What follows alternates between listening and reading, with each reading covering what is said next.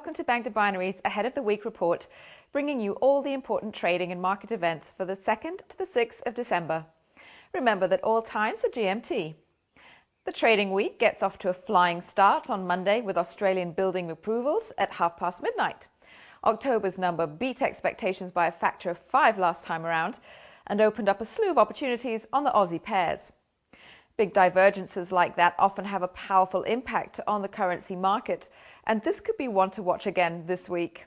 Then at 9:30 a.m. we have the manufacturing PMI report from the UK. This sentiment report hasn't indicated pessimism since May this year, and we should be looking at a number in the mid-50s once again. Then fast forward to 1:30 in the afternoon when Fed Chairman Ben Bernanke will give a speech at the National College Fed Challenge in Washington. A lame duck he may be, but his words will continue to have a powerful impact on the euro-dollar until he formally steps down in February next year. And we stay in the States for the final big opportunity for the day. That's the Institute of Supply Management's manufacturing PMI report for November at 3. Tuesday now, and we begin with a couple of early releases from Canberra. Australian retail sales figures come out at 12:30 in the morning, followed by the overnight cash rate at 3:30. Don't forget that a rate statement is penciled in if the Reserve Bank of Australia announces a change in the overnight rate from 2.5%. And this is a distinct possibility on Tuesday. The RBA has a reputation for changing its overnight rate more often than the other central banks. They've sat on the 2.5% figure for 4 months now, and that's the longest they've maintained a rate since October 2011. It could be worth getting up early for. And Tuesday's main trading opportunities come to a close before the day has really started. It's over to London at 9:30 for a PMI report on the UK construction sector. Wednesday is going to start slowly, but is almost guaranteed to present opportunities on the euro-dollar and the dollar CAD. In the afternoon, we'll have our first glimpse at the NFP number for last month. That's ADP non-farm employment change at 1:15. Next up, we have trade balance data from the US and Canada, both at 1:30.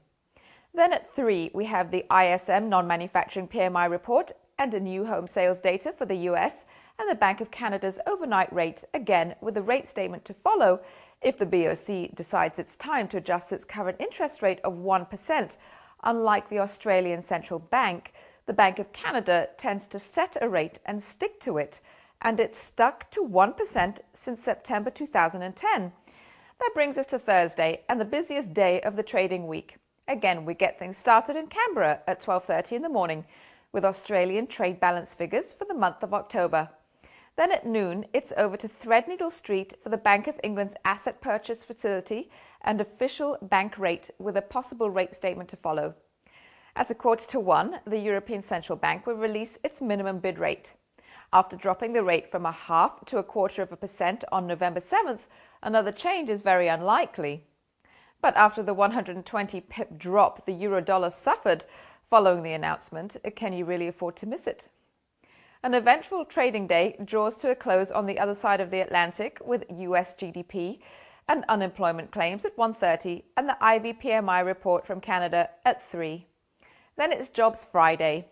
We have the US and Canadian unemployment rates, Canadian employment change, and of course the big one, non-farm payrolls, all out at 1:30 in the afternoon.